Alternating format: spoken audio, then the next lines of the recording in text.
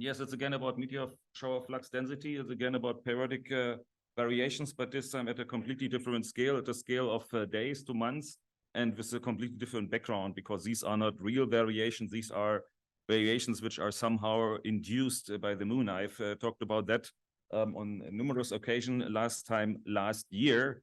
And again, this year, when I created, I'll have a backlog of observation when I created the report for the first quarter of 2020. What you want to do in the first quarter, which meteor showers do you have?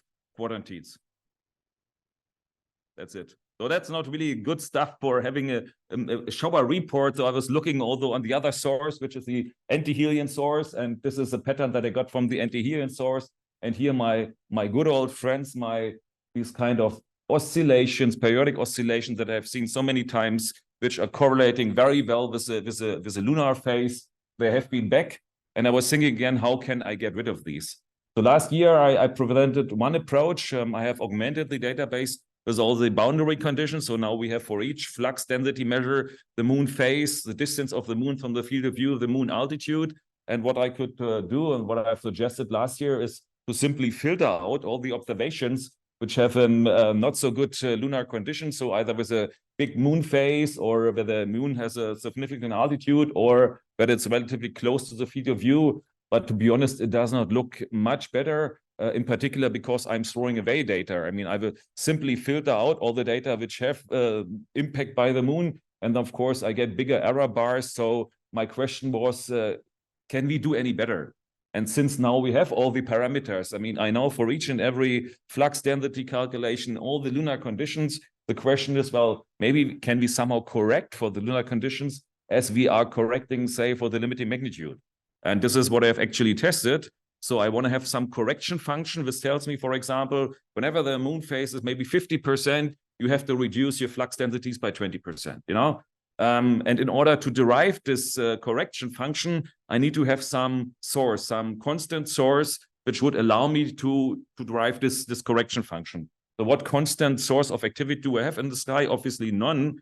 The one which comes maybe closest to us is the anti-Helian source itself, because it's active more or less all year round, and it is more or less constant. Well, is it really constant? I don't know. I have simply taken all of our data from the last 10 years and calculated an average flux density profile.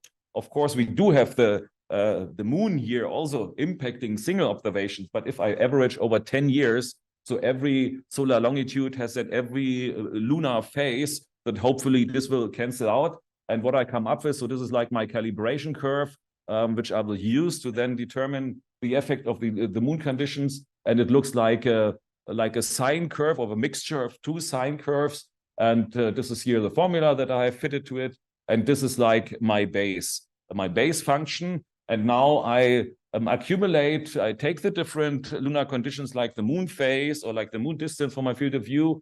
And I collect all the data at the moon phase of 10%, calculate the flux density for the anti-Helian, correct this with this graph, because this is like my expected flux density, and then I get the correction function. All right, so that's like the theory behind how I've done it. And now there are 3 parameters which I have in my database. Again, it's the phase of the moon. This one is the most obvious one because we have seen it in the first graph that my flux density is very well modulated with the phase of the moon. So when there's full moon, we always have highest fluxes. When there's new moon, we have lowest fluxes. And now I try to calculate like this correction function, which I have to apply to correct for the moon phase. And interestingly, this is not a monotone function. That was really surprising to me. But when the moon phase is nearly 0, I have some correction, which is like 15%. Then when the moon phase is about like 30 to 40%, then the correction is 0. And then, of course, as the moon phase is getting bigger, then again, I get a bigger correction of up to 20, 30%. So that's strange, of course. I would expect then we have new moon, that there's a lowest correction. I don't know, maybe it is because if we have such a small lunar phase, then we are always observing at twilight, either at dusk or dawn, and maybe this is like a secondary effect. But anyhow, this would be like my correction formula if I just want to correct for the phase of the moon. Well, the phase of the moon, as I said, we have seen it has an impact, but of course it's also not really clever to just correct for the phase of the moon because it's nearly constant all during one night. It doesn't really change a lot. And every one of you knows that the lunar conditions are changing significantly during the course of the night because the moon is rising, the moon is setting. So correcting for the moon phase alone, probably not a good idea. So what else we can do? We could correct for the altitude of the moon above the horizon. If I calculate the correction function, so this is nice, almost linear from what I expect.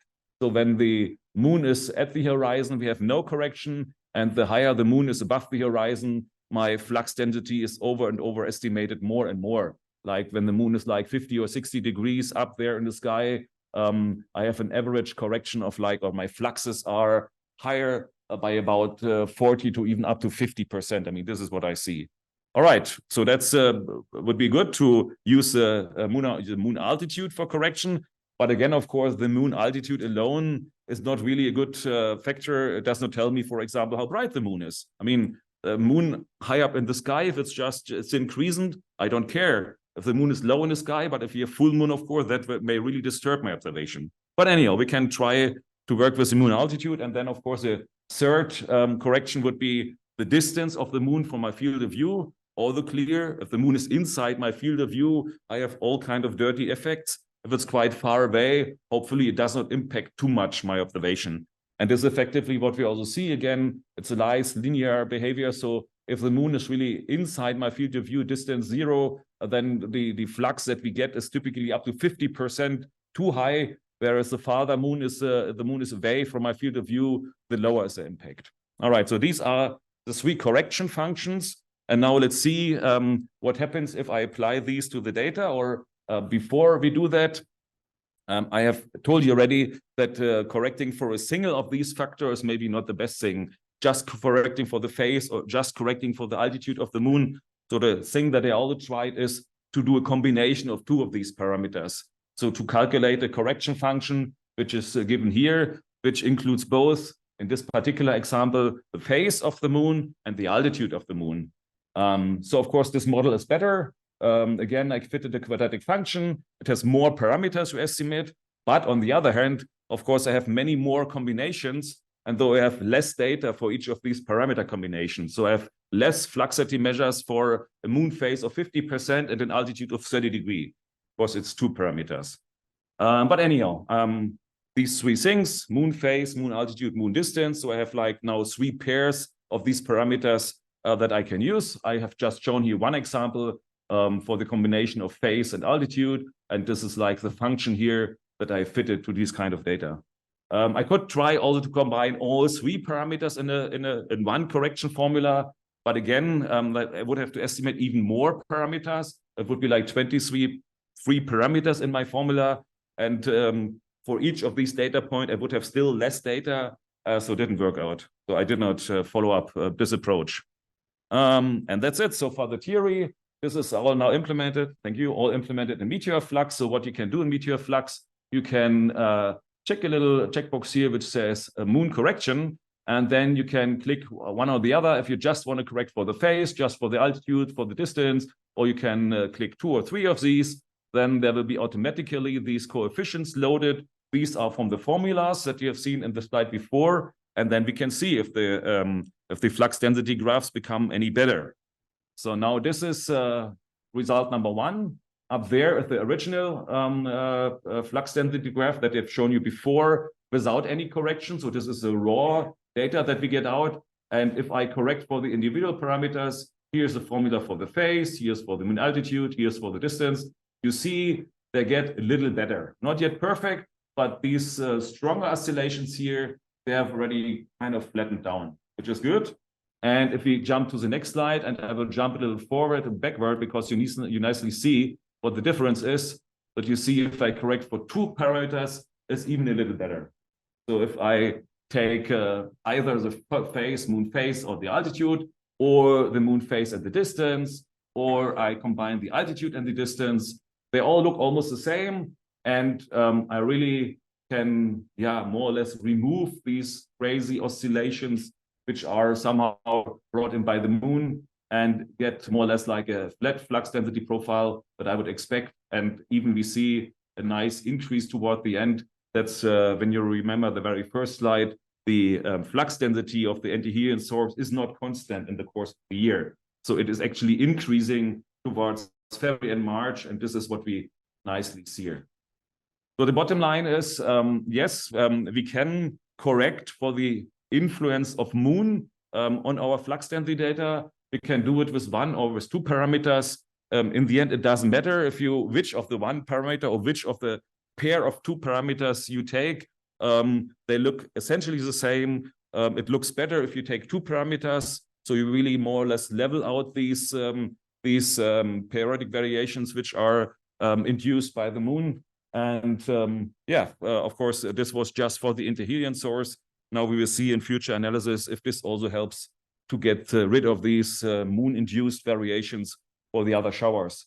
And actually, one very last idea, which was brought up when I presented this implementation here and this results at our AKM seminar. What I will still try is we have some nice guys who have created formula that calculate actually the brightness given the phase and given the altitude of the moon. And I will try to take this formula because then I have combined already 2 or 3 of these moon parameters and get just 1 brightness value. And then I only have to find the dependencies of this brightness that the moon brings to the sky to my impact on the flux density. So this is something I certainly want to do, but I didn't have the time to do it before the IMC. And that's it. Thank you. Thank you, Sirko.